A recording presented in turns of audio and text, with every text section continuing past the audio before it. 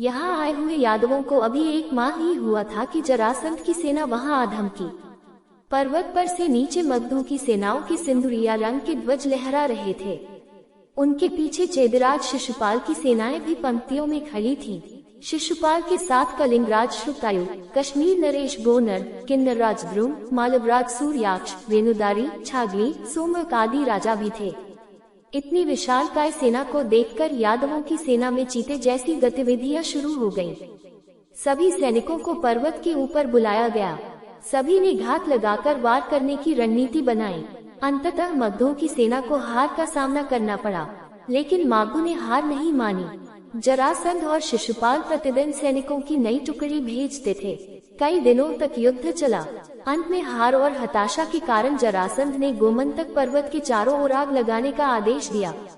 उसके इस कृत्य से बाघ, चीते, हाथी, नाग, अजगर और लाखों पक्षियों का जीवन संकट में पड़ गया।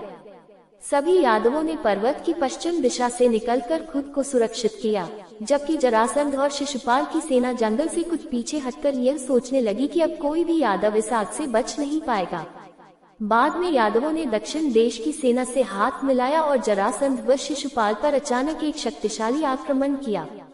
मगध और चेदियों के शस्त्र संभालने के पहले ही युद्ध आरंभ हो गया। सबसे पहले दाव ने राजा दरक का वध कर दिया। भयंकर आक्रमण देखकर जरासंध पीछे हटकर भागने की योजना बनाने लगा। उसके इस निर्णय से उसकी सेना का मनोबल टूट गया और वह भी भागने लगी।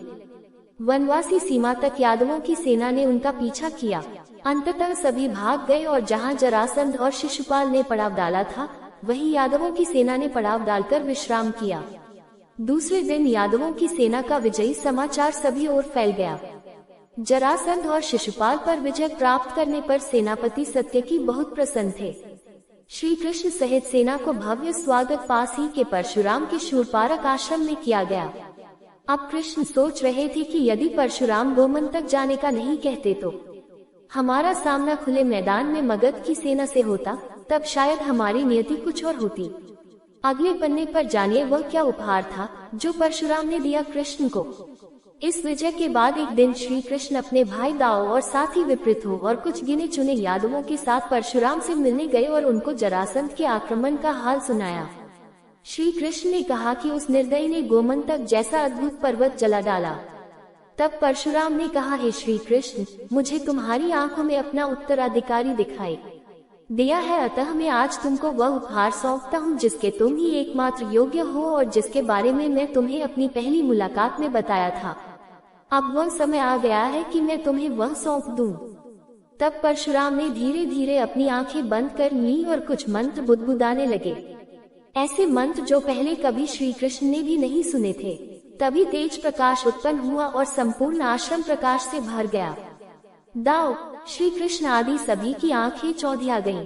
जब प्रकाश मध्यम हुआ तब उन्होंने देखा कि परशुराम की दाहिनी तर्जनी पर 12 आरों वाला वज्रनाभ गदगद घूमने वाला सुदर्शन चक्र घूम रहा है। उसे देखकर सभी चकित होकर भयभीत भी हो गए। परशुराम की तर्जनी पर घूमता चक्र स्पष्ट दिखाई दे रहा था। परशुराम ने नेत्र संकेत से श्री कृष्ण को नजदीक बुलाया और कान में कहा, प्रत्यक्ष ही देखो इस सुदर्शन चक्र के प्रभाव को।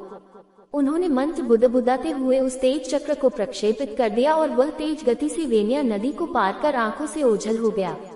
कुछ ही देर बाद वह पुनः लौटता हुआ दिखाई दिया और वह उसी वेग से लौटकर पुनः तर्जनी अंगुली पर स्थिर हो गया। परशुराम ने पुनः कुछ मंत्र बुदबुदाया और फिर वह जैसे प्रकट हुआ था वैसे ही लुप्त हो गया। तब परशुराम ने श्री कृष्ण को आचमन कराकर उनको सुदर्शन की दीक्षा देकर कहा, आज से मेरे इस सुदर्शन चक्र के अधिकारी तुम हो गए हो।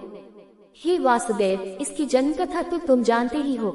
सबसे पहले ये शिव के पास था, इससे त्रिपुरासुर की जीवन लीला समाप्त कर दी गई थी, उसके बाद यह विष्णु।